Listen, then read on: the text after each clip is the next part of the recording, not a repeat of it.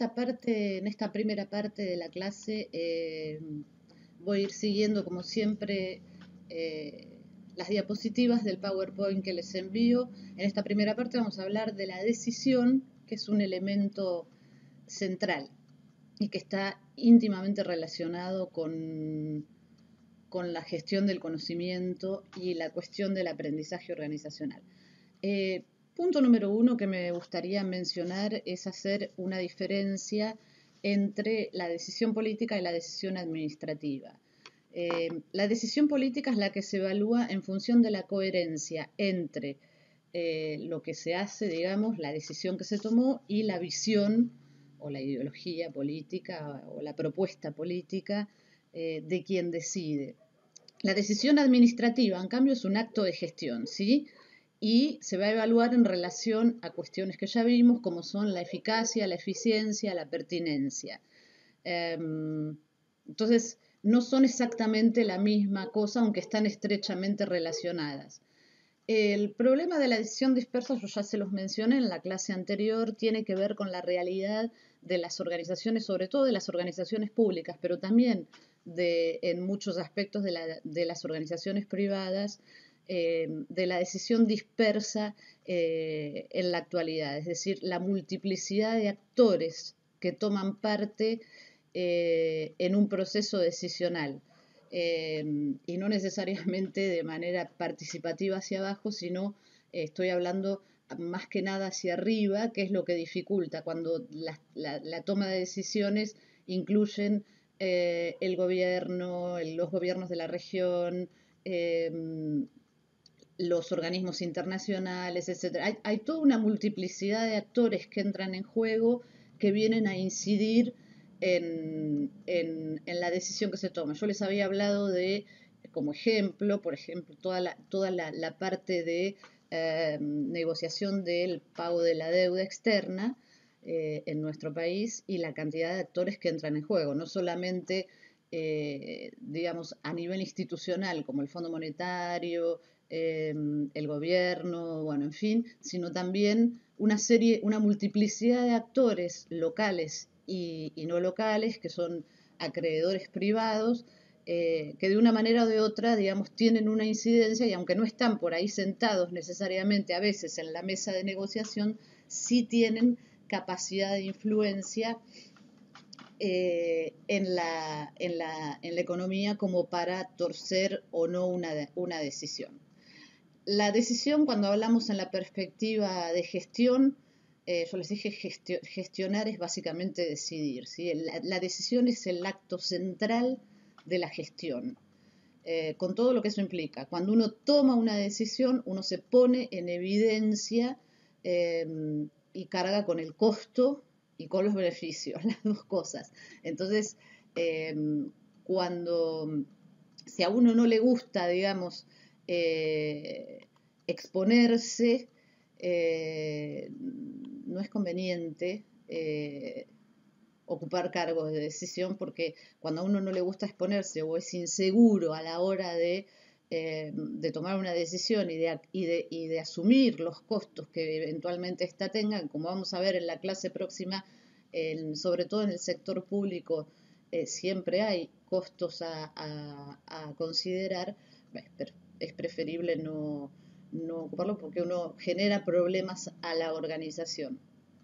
La decisión, para poder tomar una decisión en el nivel organizacional, como estamos hablando, a nivel administrativo, de gestión, hay dos requisitos previos, ¿sí? Estamos hablando de la decisión, digamos, en un nivel un poco más alto. Una es el poder no en el sentido de influenciarla, sino el poder, la autoridad formal que me permite tomar la decisión. Y la otra es contar con la información pertinente, y esto está íntimamente relacionado con lo que nosotros llamamos la gestión del conocimiento, como lo vamos a ver. Son dos cuestiones esenciales. La decisión, uno siempre trata de tomar una decisión lo más óptima posible, que es la perspectiva racional y más tradicional, o sea, a partir de la información con la que se cuenta y de las posibilidades o las opciones que tenemos, tratamos de optar por la decisión que nos parece lo más óptima posible. No es tan sencillo como se cree. Muchas veces se critican las decisiones desde perspectivas individuales, diciendo, bueno, no es una decisión óptima o no es la... Generalmente la decisión para la gente no es óptima cuando no le gusta, cuando no le conviene. Es bastante complejo tomar decisiones. No existe la decisión óptima, maravillosa, y no esperen que yo les vaya a dar una receta estupenda que van a poder aplicar a partir de mañana para tomar decisiones apropiadas. No es así. El otro aspecto que influye en la cuestión decisional es la cuestión de las tecnologías de la información, que nos sobrecargan a veces de información y no necesariamente de la mejor, y la cuestión de los big data, ¿sí? que existen actualmente. En la conclusión voy a dar un poco más de detalle. Y está el rol de la intuición, que como les decía en el video sobre las lecturas, la intuición y la emoción juegan también un rol importante. Yo les presento en las diapositivas los procesos decisionales. Cuando hablamos de procesos decisionales, hablamos de procesos de decisión que utilizan las organizaciones, ¿sí? Diferentes. Hay básicamente los que tienen en las diapositivas el modelo racional, que es el modelo tradicional, en el que se siguen una serie de etapas, se definen una serie de objetivos, se evalúan las opciones que existen, se evalúan esas opciones y se elige la opción que sería en este caso la más apropiada, la más óptima según la consideración de quienes tienen a cargo la decisión, y las consecuencias también se evalúan las consecuencias que esas decisiones van a tener porque siempre las hay, ¿sí? El modelo incremental, que se utiliza mucho más o uno lo ve mucho más seguido porque el modelo racional es apropiado para decisiones de no mucha complejidad, ¿sí? Digamos, no se puede utilizar necesariamente un modelo racional puro y duro en el contexto, por ejemplo, que estamos actualmente de la pandemia, donde hay un montón de cosas que no sabemos, donde tenemos un montón de información que no podemos corroborar, que es incierta, que estamos frente a una situación que evoluciona a diario. Eso no nos permite, digamos, considerar desde el punto de vista óptimo y racional todas las opciones posibles. No es lo mismo que si uno tuviera que tomar una decisión sobre una compra en la organización, ¿sí? Por ejemplo, tengo un monto X de dinero de tantos miles de pesos que voy a destinar a la compra de computadoras, por ejemplo. Entonces sí puedo evaluar, bueno, en función de las necesidades que tengo, qué tipos de computadora existen, cuáles son los precios, cuáles son las posibilidades y tomar una decisión en ese sentido. Cuando la decisión es más compleja es mucho más difícil. El modelo incremental, que yo les decía, se ve mucho más en las organizaciones de dimensiones más grandes y sobre todo que toman decisiones más de tipo participativas, está basada, digamos, en la búsqueda de determinados consensos a partir de negociaciones, ¿sí? Se sientan a la mesa los distintos integrantes de la organización, discuten, negocian los distintos aspectos, cada quien obviamente intenta minimizar sus pérdidas y maximizar sus ganancias, por eso la negociación. Entonces hay toda una cuestión de persuasión, de discusión, etcétera. Es apropiado cuando uno quiere, digamos, hacer participar a todo el mundo de la decisión a tomar. El único inconveniente que tiene es que generalmente este tipo de negociaciones llevan al mantenimiento casi siempre de un cierto statu quo, ¿no? No permiten cambios importantes. Los modelos de decisión satisfactoria son apropiados en algunas ocasiones. A partir de acá, digamos, son modelos que se utilizan en ciertas ocasiones y que pueden resultar más caros porque generalmente hace falta que sean guiados por expertos. En la elección satisfactoria se toma la primera opción satisfactoria respecto a una serie de exigencias de mínima y se trabaja con varios integrantes de la organización, se hace lo que se llama una exploración mixta, que es decir, bueno, cuáles son las opciones que tenemos en función de ciertas exigencias de mínima, hay un repaso rápido de todas esas opciones y se elige, se discute y se elige las opciones más prometedoras, ¿sí? Que la gente considera más prometedoras o que tienen más consenso y se hacen varias vueltas hasta que se logra obtener una opción. El reagrupamiento de preferencias es otra manera, básicamente se utiliza cuando se quieren evitar grandes conflictos políticos. Eso se utiliza mucho en decisiones complejas. Hay varias técnicas en las que no vamos a profundizar, pero en detalle, básicamente yo diría hay tres, que son la lluvia de ideas, que es similar a la otra, solo que en realidad a la anterior, solo que en este caso lo que hacemos es tirar el tema en una reunión y pedirle a la gente que nos tire ideas y después la decisión, la evaluación de esas ideas y la decisión se toman los niveles decisorios de la organización. La técnica Delphi, que lo mismo que la técnica del grupo nominal, que son técnicas que consisten en la consulta de expertos sobre determinados temas, cuando son temas y situaciones complejas, se consultan expertos y se decide, también es una serie de vueltas y de consultas, hay que sistematizar el material. La única diferencia que tienen, o la diferencia fundamental que tienen con la técnica anterior que les mencioné, que es la de la elección satisfactoria, es que en este caso, en estos casos, no es necesariamente gente de la organización, sino expertos externos que se consultan, que no están reunidos en un mismo lugar y que no tienen contacto entre ellos. Hace falta, digamos, alguien que sea capaz de sistematizar durante el proceso, son varias rondas de consultas, de sistematizar las opiniones para ir enviando a medida que se avanza en la discusión las propuestas que surgen a los participantes hasta llegar a una decisión. Y finalmente lo que se llama papelera o tacho de basura, que no necesariamente es un modelo decisorio. En realidad, la papelera se le dio este nombre a las observaciones que se hicieron en las organizaciones sobre la forma en la que se toman decisiones casi siempre. Es un estudio que se hizo en Estados Unidos, básicamente. Y lo que se observó, lo que se describe, son las observaciones que se hicieron, y estas observaciones lo que nos dicen es que en las reuniones casi siempre los objetivos que las convocan muchas veces son ambiguos, no están sumamente claros. Eso tiene una razón también, depende de los temas que se vayan a tratar y los actores que participan. Las elecciones también pueden ser ambiguas, sobre todo en el sector público a veces sucede, porque como yo les decía, vamos a ver la otra semana, en la próxima clase, en la clase 5, vamos a hablar más en detalle de todo esto cuando hablemos de la evaluación del desempeño,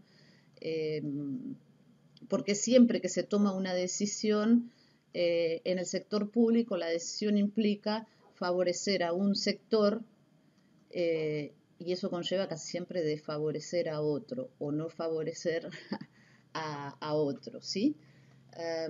Generalmente hay una serie de discusiones que se hacen a veces interminables, que derrapan en temas que no tienen necesariamente que ver directamente con la cuestión, y la gente que participa muchas veces se centra en la discusión en sus preocupaciones o intereses personales. En algunas ocasiones las discusiones en el Congreso de la Nación se le parecen bastante a estas perspectivas. El modelo de la decisión según Denis Proulx que les presento no es un modelo organizacional, sino tiene que ver con cómo tomamos cada uno de nosotros a título individual las decisiones, ¿sí? que después las compartamos o las discutamos es otra cuestión, pero cómo funciona el proceso siempre de la decisión a nivel individual en una persona. El punto esencial es que cuando se va a tomar una decisión, uno tiene que tener opciones, ¿sí? Si no hay opciones, si no tengo posibilidad de optar entre una cosa y otra, aunque sea al menos entre dos cosas, no hay decisión posible, ¿sí? Y estas decisiones, entonces, eh, consisten en la elección de varias opciones. Para eso, yo tengo, y es acá en este aspecto que la gestión del conocimiento, por ejemplo, juega, tengo que echar mano a las informaciones que existen sobre el tema, tengo que evaluar datos eh, que tengo sobre la situación sobre la que tengo que decidir, tengo que evaluar hechos que sean verificables, ¿sí? Ahora, todo eso yo lo hago no de manera objetiva y neutral, por supuesto que tampoco es que lo haga digamos, a propósito de otra manera, sino que cuando yo hago mi elección y evalúo todos los hechos, las informaciones, los datos, siempre lo hago con una serie de filtros que operan de manera involuntaria que tienen que ver con la experiencia personal, la experiencia vivida, donde trabajé, donde trabajo, mi formación, eh, ese tipo de cosas, mis prejuicios, que en eso tengo que tener cuidado, hace falta ser consciente de los prejuicios que uno tiene porque uno siempre los tiene y es preferible, no es que uno los tenga que ventilar al momento de tomar la decisión, pero sí ser consciente que uno tiene una serie de prejuicios y que al momento de juzgar los hechos, los datos, para que la decisión sea lo más objetiva posible, ser consciente de esos prejuicios con los que uno carga ayuda a no introducir sesgos que pueden ser graves, digamos. Interpretamos esos hechos, ¿sí? Toda esta parte es la parte, digamos, más que se llama subjetiva de la decisión y la información, los datos y los hechos verificables es la parte objetiva. Es teniendo, digamos, ese bagaje propio y externo que yo hago la elección entre una serie de opciones y eso es lo que se llama decisión a nivel personal.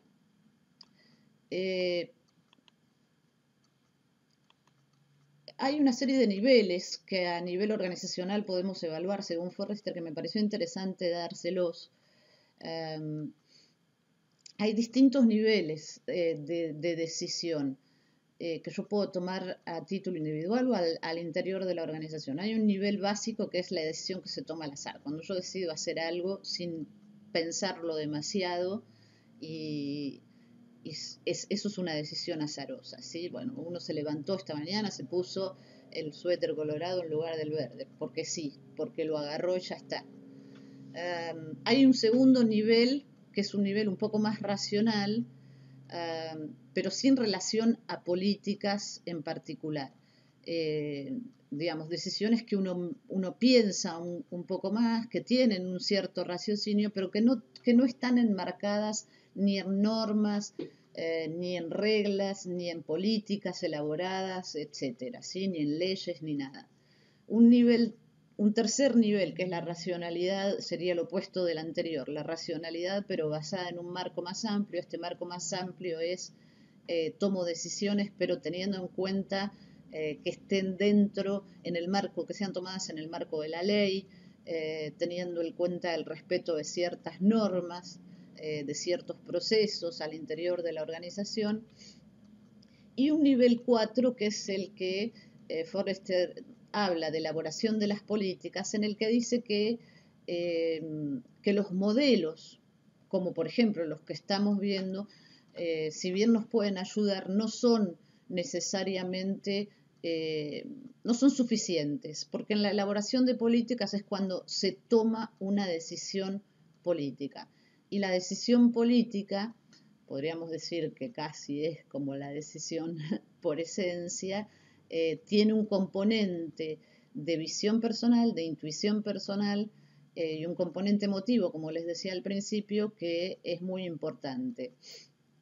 Y generalmente cuando se elaboran políticas, no se elaboran políticas para, digamos, yo no elaboro una política, no tomo una decisión política, o no debería, puesto que el mundo, digamos, no sé si progresa, pero al menos cambia, y los contextos y las condiciones son distintas. Entonces, tengo que tomar en cuenta una serie de factores en los que, por ejemplo, no estaban presentes en situaciones pasadas y que hoy sí los tengo que evaluar. Entonces, en ese sentido, me faltan las balizas y lo que necesito es eh, gestionar bien el conocimiento para tomar la decisión y el coraje de ¿cómo diría? De decidir, de decir, bueno, este es el camino y asumir que, que me puedo equivocar y que tengo que vivir con las consecuencias, ¿sí? Entonces, para ir cerrando, multiplicidad, aspectos que hay que tener en cuenta cuando se habla de decisión pública, ¿sí? Cuando estamos en las organizaciones públicas. La decisión pública, y vamos a volver sobre estos aspectos, tienen varias características, que una es la multiplicidad de intereses que entran en juego, ¿sí? Porque acá no tengo yo, en la organización pública tengo como clientela, entre comillas, yo prefiero hablar de usuarios, la ciudadanía. La ciudadanía son intereses opuestos, multiplicidad de intereses, que no siempre van para el mismo lado, y entonces en ese sentido son decisiones mucho más complejas, porque yo no le puedo decir a los ciudadanos que si no les gustan se vayan a otro país. Lo pueden hacer, pero no es una cosa que el Estado o las organizaciones públicas puedan mencionar. Entonces, las decisiones en ese sentido son complejas. Eso nos obliga siempre a buscar ciertos equilibrios. Esto quiere decir, siempre que tomamos una decisión, vamos a favorecer más a un sector o a un aspecto que a otro, y hay que tratar de no desequilibrar demasiado la balanza, porque cuando uno se desequilibra demasiado, después el costo es enorme y los cambios frecuentes porque el entorno viene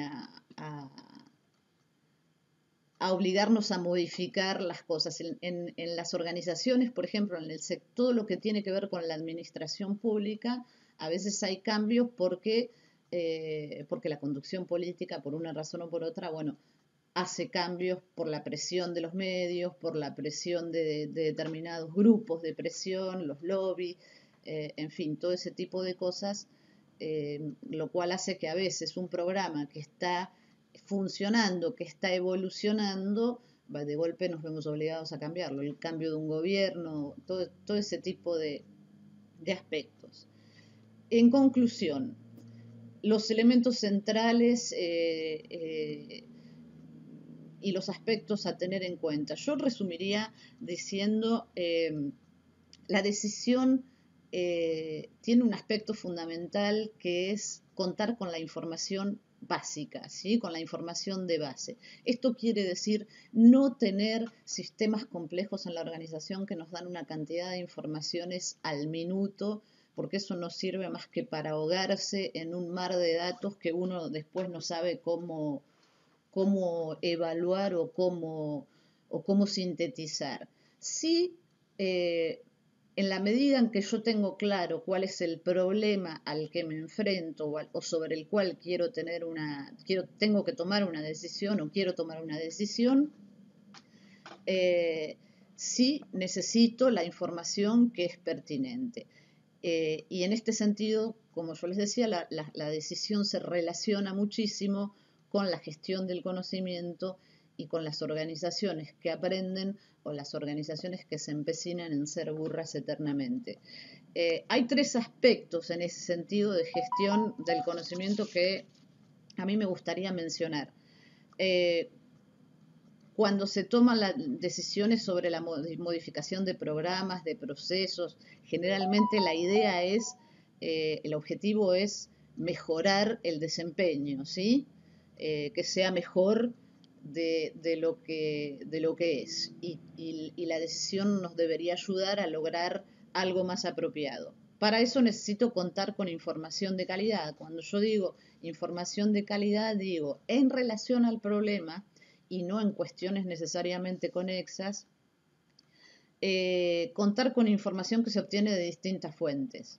En los conocimientos especializados, saber consultar expertos, porque la decisión no tiene que ser solamente ideológica, hay otros aspectos que entran en juego, sobre todo cuando hablamos del sector público. Echar mano de los resultados de la investigación, que para eso se hace y para eso se financia. Por eso los países que financian, que más dinero destinan al desarrollo de investigación, tienen más elementos para tomar decisiones apropiadas. Los datos estadísticos pertinentes, obviamente, la evaluación que se va haciendo de las políticas. Y el tercer aspecto es evitar la dispersión y la superposición. ¿Qué quiero decir con esto? Que eso es toda una decisión también en la organización. Evitar la dispersión de esfuerzos, por un lado, ¿sí? Y la superposición de trabajo. Para eso, para que yo pueda manejar mejor el acceso a la información y servirme de ella de manera más apropiada, de lo que se trata es de trabajar en red al interior de la organización y, si es necesario, al exterior de la organización, compartir la información. No me sirve necesariamente o no me sirve a mediano y a largo plazo y para tomar decisiones apropiadas tener ciertas informaciones y esconderlas, porque la decisión uno no la toma solo a título individual. Y el poder que la decisión que uno esconde le puede brindar siempre es efímero. Una vez que uno se sirvió de eso, ya no tiene más nada, ¿sí?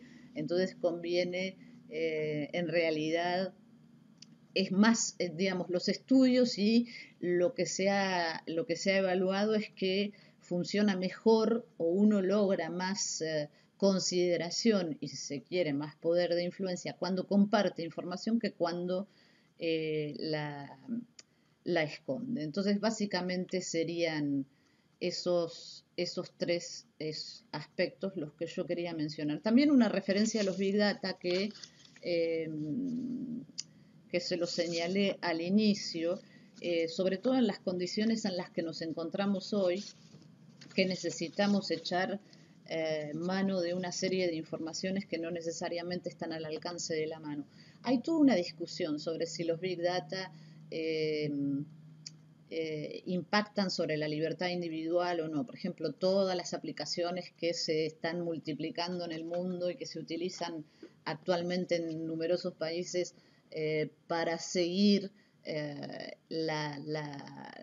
digamos, la evolución de los contagios en la pandemia, se cuestionan desde el punto de vista de la invasión a la vida privada. Eso es otra discusión y sería materia de otro curso. Es cierto que los Big Data tienen esa capacidad de estar siguiéndonos y espiándonos permanentemente. Pero, ¿por qué lo menciono? Los Big Data existen. Antes de la pandemia ya estaban ahí. En realidad, el seguimiento de cada uno de nosotros en distintos aspectos se disparó después del atentado a las Torres Gemelas en el 2001.